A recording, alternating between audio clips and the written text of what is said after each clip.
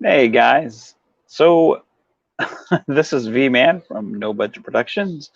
Uh, so I did a review a couple of weeks ago about The Flash season 7 and my disappointment about one of the particular episodes that featured mostly the secondary cast.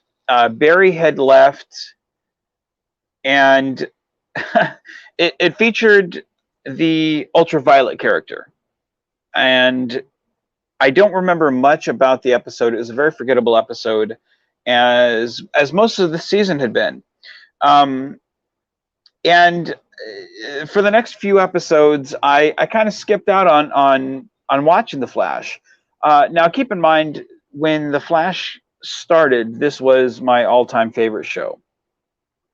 This was a show that I hadn't missed, and I'd watch episode for episode. The Man in Yellow, the mystery of who it was.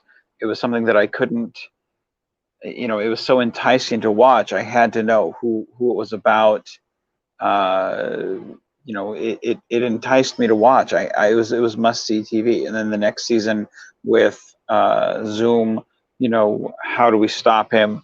He was seemingly invincible in every sense of the word. And then can we trust this new Harrison Wells? Again, it was just the writing was so high quality.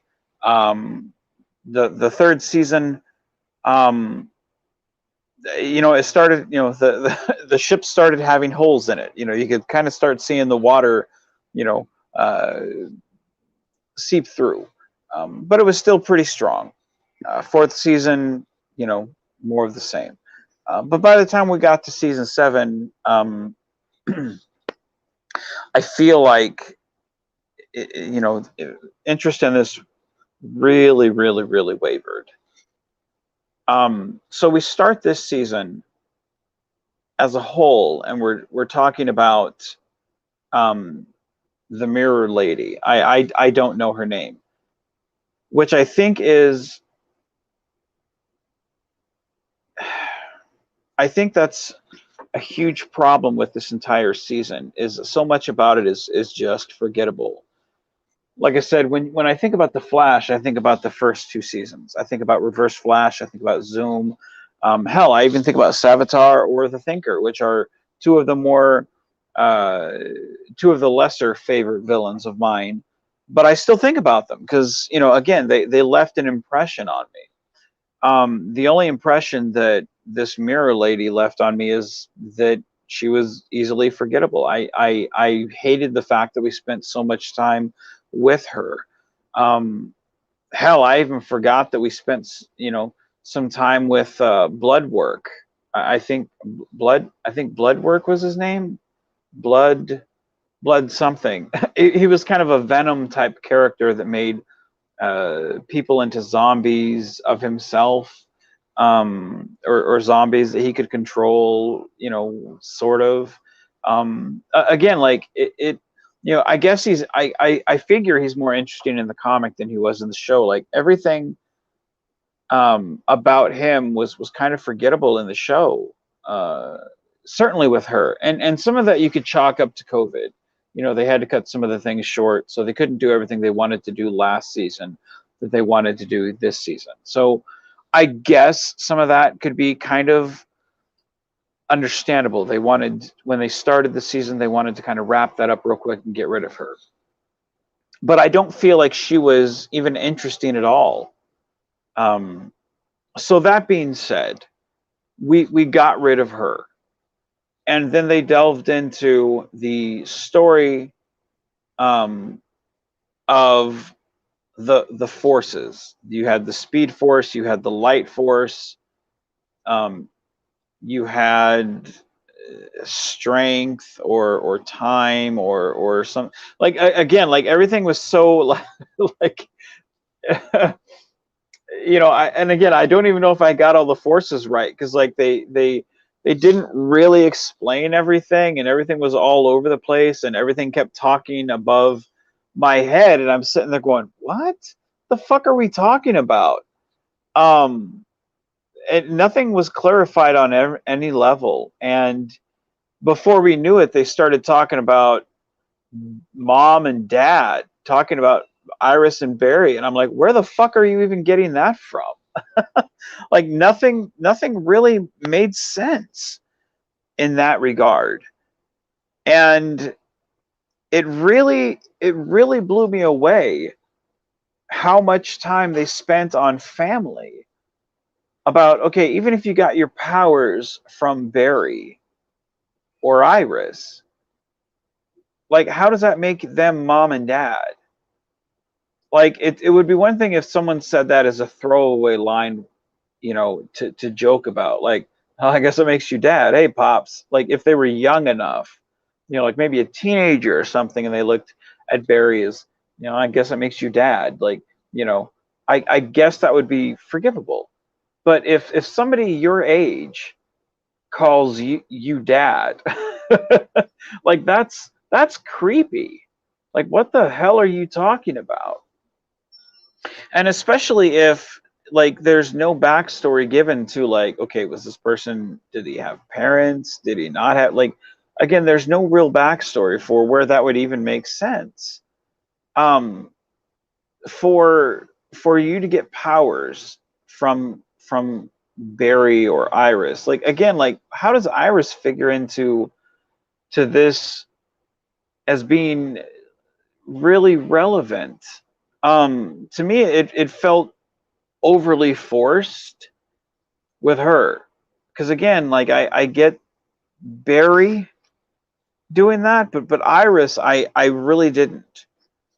um to me, it just felt more like, okay, this is just setting up for the family stuff for the next set of episodes, so when they bring in Impulse and they have kids, it makes sense for the family issue. Like, this is just throwing nods to the bigger scope of the season, which is supposed to be family.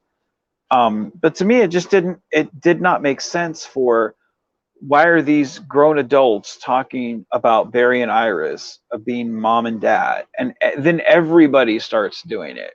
And it was just so stupid to me. Um, Again, like, if you want to tell these forces having a war with each other and battling each other, I could get that and I could get behind that. But then you have these moments of nauseating discussions and arguments of, well, hey, brother, and hey, sister, and hey, mother, and dad, and and it's just like, oh God, stop talking. Just like, kill these characters for real in the show. Like, stop having these conversations that are so nauseating. To me, that was the writing. It's like, go back to season one, go back to season two, where the writing was so good, and these characters are so terrible and terribly written. And I'm sure the actors are fine, but I don't know how you sit through this dialogue seriously and consider it good. uh I really challenge anyone to have a debate with me on this, or, well, not debate, have a discussion. Like, how could you find this writing good? Now, I didn't read the comics that had this storyline, but I've read that the storyline in the comics was not good. So I don't know why they would have that in the show. Why you would choose to have a bad storyline from the comics into the show. To me, that doesn't make any sense. And I don't know anyone that's really enjoyed this storyline. But to me, it really seemed to drag everything out. And then you had filler episodes, like the one with Cecile. Um, that automatically, I was like, I don't really care about her story arc. I don't really care about her as a character. I mean, she's been there uh, for a long time, but I mean, I don't really feel like she's a strong enough character, even after being there for years. I don't feel like she's a strong enough character to be elevated to a series regular, to get her own episode. Like, she's just not a strong enough character. Um, I don't feel. I feel like she's good for Joe, but for her own episode, I don't feel like she's strong. especially the one episode with Ultraviolet wasn't a strong episode. I know Cisco's girlfriend left with him, and I still don't know her name, because that's how easily forgettable she was. Again, like here's the thing: they had years of Cisco, Caitlin, Joe, Iris, Barry, even Ralph. And they took time to build these characters up, and then they substituted these other characters that again they don't feel real. I mean, I guess the Seal feels more real than Ultraviolet. She felt more real than that, Cisco's girlfriend. And again, that's no slant on the actress, but I mean, it's stuck with a bunch of characters that I don't care about. And I like Chester. I know his name, but I don't care about him. He seems like a Cisco knockoff. And what happened to his powers? I mean, this dude has powers, but he never uses them. I mean, doesn't this dude have like that black hole power?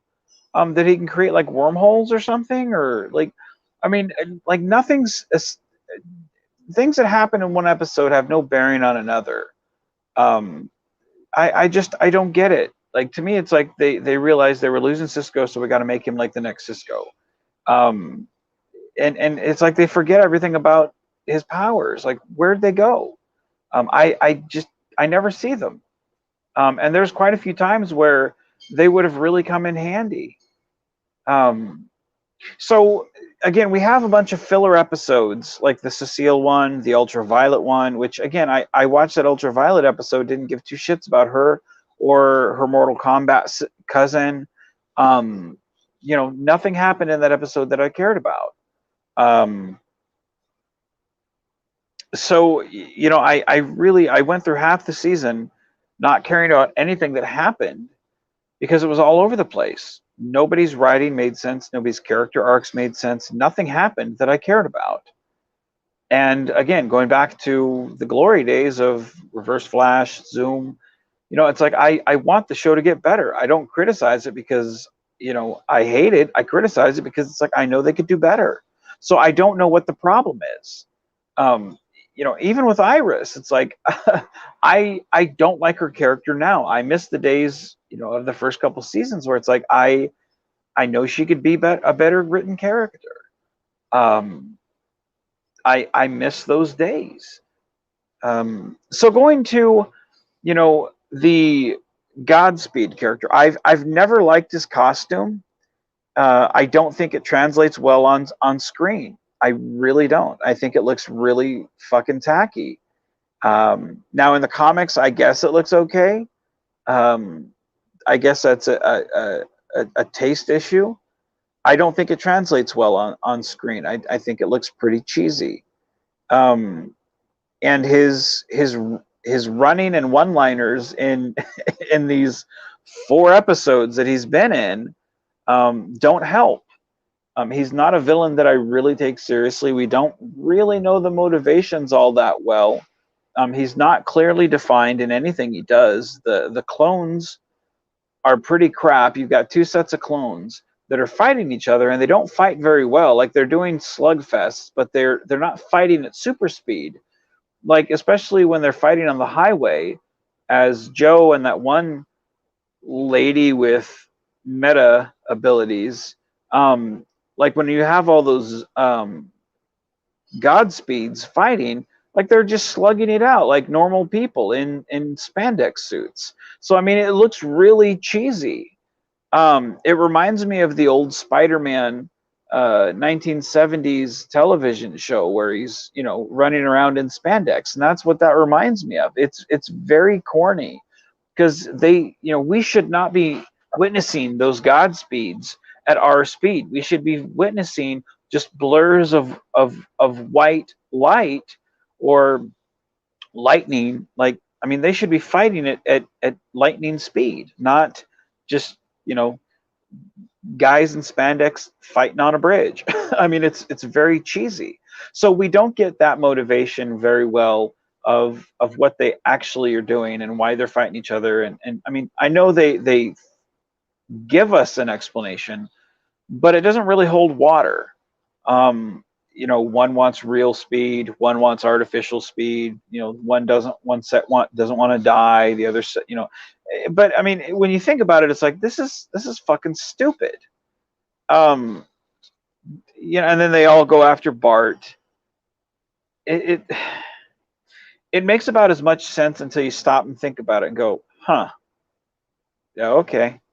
You know, I mean, this whole season has been that way. Like the force, you know, all of the forces, you know, with the last arc made about as much sense until you start thinking about it. The Godspeed stuff makes about as much sense when you start thinking about it. The fact that we only get 4 episodes with Godspeed to actually sit and take the time with him, and that's one of the things, you know, with Reverse Flash, we got the time with him to actually, you know, build mystery. We don't do that with Godspeed. Now I know they've been building him up over the past few seasons. You know, we get, you know, a drop here, a drop there, you know, of who's Godspeed and whatnot, but we don't know anything really about him, and that's not a good thing. Like, it's not one of those interesting, like, oh man, I can't wait for more. It's one of those, like, you wasted what little time you had with him with story arcs that went nowhere. This entire season to me felt wasted. It wasn't one of those like, man, I can't wait to get back next season. um and honestly, like, I had to remind myself, oh, I got to backtrack episodes of the Flash to catch up. Like, it had been several weeks before I had caught up on Flash, and that's really the signs of, you know, man, I'm close to dropping the show. You know, when you can go several weeks without watching a show and you're like, oh shit, I've been watching Boston Legal. I You know, and I've watched that show, you know, 2 or 3 times through. I should probably go back and watch a show that I haven't watched, you know, the new episodes of. You know, that's not a good sign of your show, um, because the stories just aren't that engaging to me. You know, especially when, like I said at the beginning of this video, this was the must see TV for me. Um, so to me, I don't know what to do for this season, especially. I'm not excited for next season. You know, the inclusion of Impulse didn't do shit for me. You know, I mean, the actor did really good. Some of the stuff that Impulse did was kind of cheesy, but that fit the character. The actor did great, but the storyline they had him in was just meh for me. Nora, this version of Nora was better than the last version we got. But I mean, that's not saying much because the last version was just so fucking grating on my nerves. And one of my issues with the last Nora that we had was, you have a, you know, if a late 20s, early 30s year old actress playing a fucking 13-year-old kid, because that's how she acted, you know, the last time we had her on. You know, and you know, it's like, she's clearly not a teenager here. Why is she acting this way? You know, have her be a young adult.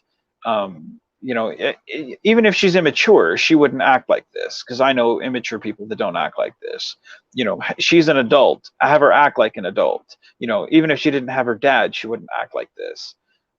So having Nora come back, I was not excited. I know there were some people who were like, "Yeah, Nora's back." You know, I'm glad that they established that this is not the same Nora, and I'm glad that they established that, you know, hey, she's got the maturity and she's quite a bit older. I'm glad, because I don't like looking at this Nora and thinking, "Oh, you're supposed to be 13 or 15 or however old." Like, you're not this, you're not supposed to be this kid, because you know, you're not. You know, that's like me saying, hey guys, I'm 18 years old.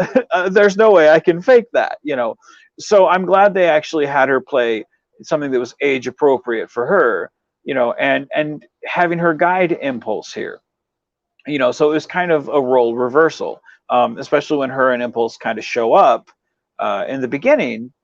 You know, some of the looks that she gives him is kind of like, I can't believe you're making these comments. You know, it's kind of that kind of eye rolling, and I was amused by that, but I enjoyed the chemistry between them when it was lighthearted, but it did still kind of get old with you know, the crying and the sob stuff.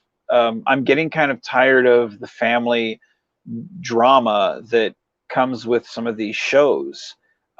It's getting kind of old because I don't tune into these shows for the family bullshit. I tune into them because I love superhero stuff, and I'm not sure if my uh, I'm not sure if that itch is being scratched by these shows anymore. Titans is engaging in that department.